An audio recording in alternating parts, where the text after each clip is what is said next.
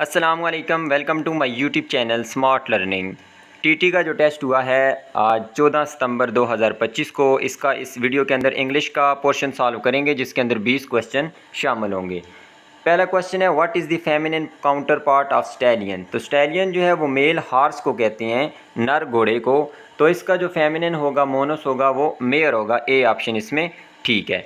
6 number question है which of the following words contain a digraph. Digraph वो होता है जिसके अंदर दो अल्फ़ाबेट्स जैसे कि CH, SH, TH, ये देखें दो दो मिलके एक साउंड निकालते हैं। जैसे चा की आवाज़, ये शीन की आवाज़, ये दा की आवाज़ निकालता है। तो इसके अंदर देखें चेयर में देख लें CH एक आवाज़ निकाल रहा है, CH चा की आवाज़। तो ये डायग्राफ है। फिर जी 7 नंबर है प्लूरल ऑफ गूज इज़। गूज हंस को कहते हैं, इसकी प्लूरल फॉर्म गीज होती है। सी ऑप्शन इसमें ठीक है। फिर 8 नंबर क्वेश्चन है, इनके अंदर कलेक्टिव नाउन है सारे, एक के अलावा बाकी 3 कलेक्टिव नाउन है। तो इसके स्पेलिंग इन्होंने गलत लिखे हुए हैं, ई यहाँ पे नहीं आता, क्राउड, लेकिन ये कलेक्टिव नाउन है, लोगों के हजूम को कहते हैं। क्लस्टर ये भी ग्रुप को कहते हैं, ग्रुप ऑफ स्टार्स हो गया। फ्लटर बटरफ्लाइज के लिए इस्तेमाल होता है कलेक्टिव नाउन, जबकि वेदर जो है ये हमारे पास कलेक्टिव नाउन नहीं है। ये डी ऑप्शन हमारा ठीक होगा, डी ऑप्शन इसका आंसर है। फिर 9 नंबर है I want to dash more information. तो होमोफोन जिनकी आवाज़ सेम होती है, स्पेलिंग डिफरेंट होंगे, मीनिंग डिफरेंट होंगे। तो इसके अंदर ये ऐड है, आई वांट टू ऐड, और ये एड्स, दोनों आप देखें तो एक जैसे ही हैं, लेकिन चूंकि ये टू है, इसके बाद जब भी आएगी वर्ब की फॉर्म तो वो बेस फॉर्म होगी, उसके साथ SES नहीं लगाना। तो ये होगा शामिल करना, ऐड शामिल करना। ये ऐड है एडवर्टाइजमेंट, ये तो पास्ट फॉर्म हो जाएगी, ये भी नहीं आ सकता, ये भी नहीं आ सकता। हालांकि ये तीनों एक जैसे हैं, लेकिन चूंकि टू के बाद वर्ब की हमेशा फर्स्ट फॉर्म आएगी, उसके साथ S या ES नहीं आएगा। तो ए ऑप्शन इसमें ठीक होगा, ऐड। 10वां है जी, इसके अंदर आर्टिकल इस्तेमाल करेंगे तो आर्टिकल द आएगा, क्योंकि सन जो है वो यूनिक थिंग है, जो एक चीज़ हो पूरी दुनिया के अंदर, जैसे दुनिया, चांद, सन, तो उसके साथ हम द का इस्तेमाल कर सकते हैं। The sun rises in the east. फिर हमारे पास 11 नंबर क्वेश्चन है what does explicit meaning refer to. तो एक्सप्लिसिट मीनिंग किसी भी जुमले के अंदर, सबक के अंदर जो है ना वो क्लियर मीनिंग होता है, जिसको पढ़ के हमें उसका मतलब समझ आ जाए। जबकि इम्प्लिसिट मीनिंग, ये सारे जो ऑप्शन लिखे हुए हैं A, B, C, ये सारे इम्प्लिसिट के लिए है, जो हिडन मीनिंग होता है, जो अनक्लियर होता है, जिसको हमें गेस करना पड़ता है, वो तो इम्प्लिसिट होता है। डी ऑप्शन हमारा आंसर है। एक्सप्लिसिट मीनिंग जो है वो डायरेक्टली स्टेटेड, ठीक है, बिल्कुल बयान किया हुआ होता है और हमें पढ़ के समझ आ जाती है उसकी। फिर 12 नंबर क्वेश्चन है आई एंजॉय डैश फ्रूट्स।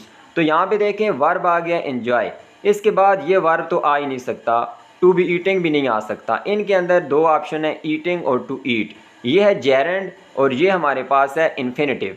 तो जब भी वर्ब एंजॉय होगा उसके बाद जेरेंड आएगा, ठीक है। आई एंजॉय ईटिंग फ्रूट्स, ये जहाँ पे नाउन का काम कर रहा है जेरेंड, तो ईटिंग फ्रूट्स, ईटिंग ऑप्शन होगा ए ऑप्शन। 13 नंबर क्वेश्चन है identify the sentence with intransitive verb. Intransitive verb जिसके साथ कोई ऑब्जेक्ट मौजूद ना हो, उसको रिसीव करने के लिए एक्शन को।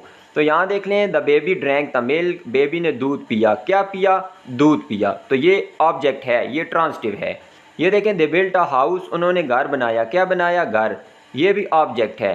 शी फाउंड हार कीज, उसको उसकी चाबियाँ मिली, तो क्या मिली, चाबियाँ, ये हमारे पास डायरेक्ट ऑब्जेक्ट है, ये हमारे पास इनडायरेक्ट ऑब्जेक्ट है। तो यहाँ पे भी ये हमारे पास ट्रांसिटिव वर्ब है। बी ऑप्शन देखें तो इसमें अराइव्ड इनट्रांसिटिव है, क्योंकि लेट इसमें कोई ऑब्जेक्ट नहीं है बल्कि एडवर्ब है। तो एडवर्ब आ गया, कोई ऑब्जेक्ट नहीं है, तो इस वजह से ये इनट्रांसिटिव वर्ब होगा, बी ऑप्शन ठीक होगा। 14 नंबर क्वेश्चन है the synonym of well is.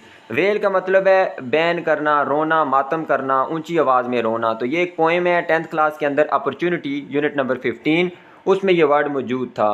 तो इसका सिनोनिम लिखें, सिमिलर मीनिंग, तो मतलब क्राई। वैसे क्राई तो आम रोना होता है, लेकिन इसको मॉर्निंग के लिए हम यूज़ करते हैं, वैसे मातम में इंसान रोता है, उसके लिए वेल का वर्ड यूज़ हो सकता है। 15 नंबर क्वेश्चन है the antonym of project. Project कहते हैं मामूली को, तो इसका हमने अपोजिट मीनिंग बताना है, तो गैर मामूली। तो गैर मामूली का ऑप्शन यहाँ पे दिया गया, सी ऑप्शन एक्स्ट्रा ऑर्डिनरी। प्रोजेक मामूली, ऑर्डिनरी, और सी ऑप्शन है एक्स्ट्रा ऑर्डिनरी। फिर 84 नंबर क्वेश्चन है हमारे पास Ali likes Sara, he wants to meet her again. तो सारा के लिए हमने ऑब्जेक्टिव प्रोनाउन इस्तेमाल करना है, तो चूंकि ये लड़की है, लड़की के लिए ये शी जो है ये सब्जेक्टिव होता है, हर जो है ये ऑब्जेक्टिव है, सी ऑप्शन इसमें ठीक है। हर सेल्फ ऑब्जेक्टिव नहीं है बल्कि ये रिफ्लेक्सिव है, तो ऑब्जेक्टिव प्रोनाउन हर आ जाएगा, सी ऑप्शन ठीक होगा। फिर 85 नंबर क्वेश्चन है, he could not attend the party dash his illness. तो कंपाउंड प्रीपोजिशन इस्तेमाल करेंगे इसके सेंस के लिहाज से, वो पार्टी जो है अटेंड नहीं कर सका बिकॉज ऑफ हिज इलनेस, अपनी जो है वो बीमारी की वजह से। तो रीज़न यहाँ पे बताना है बिकॉज ऑफ। 86 है जी, विच एलिमेंट, ये काफ़ी मरतबा क्वेश्चन आ चुका है कि स्टोरी के अंदर वही आपको मैंने कहा था कि 5th क्लास के अंदर एक वीडियो में मैंने वो पेज ऐड भी किया था, प्लॉट, सेटिंग, फिर रेजोल्यूशन, कॉन्फ्लिक्ट, करैक्टर्स, वो सारी चीज़ें मौजूद थी। तो जहाँ पे कहानी वकूफ़ पज़ीर होती है, वो ज़मान और मकान जो होता है, टाइम कौन सा है, जगह कौन सी है, उसको सेटिंग कहते हैं स्टोरी की। ए ऑप्शन ठीक होगा। फिर 87 नंबर क्वेश्चन है, द टीचर टीचेज़ इंग्लिश। तो वॉइस इसको चेंज करना है पैसिव वॉइस में। ये सब्जेक्ट है, ये शुरू में आ जाएगा इंग्लिश, और चूंकि ये प्रेजेंट इनडेफिनेट है तो प्रेजेंट इनडेफिनेट के लिए हम इज़ एम आर लगाते हैं। इंग्लिश चूंकि सिंगुलर है तो इसके साथ इज़ आएगा। इंग्लिश इज़, वर्ब की थर्ड फॉर्म होगी टॉट बाय द टीचर, तो बी ऑप्शन इसमें ठीक होगा, English is taught by the teacher. फिर 88 नंबर क्वेश्चन है, swimming in the lake is my favourite hobby. इसके अंदर जेरेंट फ्रेज़ का काम कौन सी कर रही है, कौन सी जेरेंट फ्रेज़ है। तो सबसे पहले देखें जेरेंट कहाँ पे मौजूद है। तो जेरेंट क्या होता है, जब वर्ब की जो पहली फॉर्म होती है उसके आगे ING लगा दें तो स्विमिंग जेरेंट है, और ये नाउन का काम कर रहा है, तैराकी। ठीक है, ये वर्ब का भी काम नहीं कर रहा, नाउन का काम कर रहा है, और इसके साथ ये तीन अल्फाज भी मिलके फ्रेज़ बना रही हैं। जेरेंट फ्रेज़ जो कि यहाँ पे नाउन का काम, सब्जेक्ट का काम कर रही है। उसके बाद वर्ब है इज़, ये सब्जेक्ट है, और ये जेरेंट फ्रेज़ है स्विमिंग इन द लेक, तो सी ऑप्शन इसमें ठीक होगा। फिर 89 है, इसको हमने इनडायरेक्ट में चेंज करना है, तो ही सैड, उसके बाद आ जाएगा दैट, सब में यही मौजूद है। उसके बाद प्रोनाउन है आई, तो आई की जगह सब्जेक्ट आ जाता है ही, तो ही भी सब में है। आगे प्रेजेंट कंटिन्यूज है, तो इसको पास्ट कंटिन्यूज में चेंज कर दें, वाज लीविंग, तो ये इज़ लीविंग है, तो यहाँ से इसको बीच में से निकाल दें, ये ऑप्शन हमारा नहीं हो सकता। आगे हमारे पास नाउ है, टाइम एक्सप्रेशन, इस नाउ को देन में चेंज कर दें, तो इसमें भी नाउ है, इसको भी स्किप कर दें, इसको भी स्किप कर दें, ये दो रह गए हैं, दोनों में देन है। अब इन दोनों में से कौन सा ऑप्शन ठीक है, एंड उसके बाद देख लें शेल है, तो शेल के लिए हम पास्ट फॉर्म क्या लगाते होते हैं, वुड लगाती होती हैं। तो यहाँ पे वुड किस में है, सिर्फ इसमें मौजूद है, इसमें इसने शेल लगाया हुआ है, ये ऑप्शन भी नहीं हो सकता, ये भी नहीं हो सकता बी, तो सी ऑप्शन हमारा ठीक है। फिर 90 नंबर क्वेश्चन है कि हम which of the following best describe the function of a topic sentence. तो टॉपिक सेंटेंस का क्या काम होता है कि वो हमें क्या दे देता है, मेन आइडिया दे देता है पैराग्राफ का। उसको पढ़ने से हमें पता चल जाता है कि पैराग्राफ के अंदर हम क्या क्या चीज़ें पढ़ेंगे, सब कुछ मरकज़ी ख्याल या मेन आइडिया उससे मालूम हो जाता है। 91 नंबर क्वेश्चन है कि स्किमिंग का मेन पर्पज़ क्या होता है। स्किमिंग जो हम जल्दी जल्दी पढ़ते हैं ताकि हमें जनरल आइडिया मिल जाए उस पैराग्राफ का, उस टेक्स्ट का, तो स्किमिंग का यही पर्पज़ होता है कि टेक्स्ट को डिटेल से पढ़ने से पहले उसका जनरल आइडिया ले लेना। 92 नंबर क्वेश्चन है कि विजुअल इमेजरी जिसको बसरी इमेजरी कहते हैं, मतलब कि देखने से मुतल्लक। तो इसमें देखने से मुतल्लक कौन सी है, कौन सी ऐसी चीज़ है जो हमारे देखने वाले सेंस को अपील करे।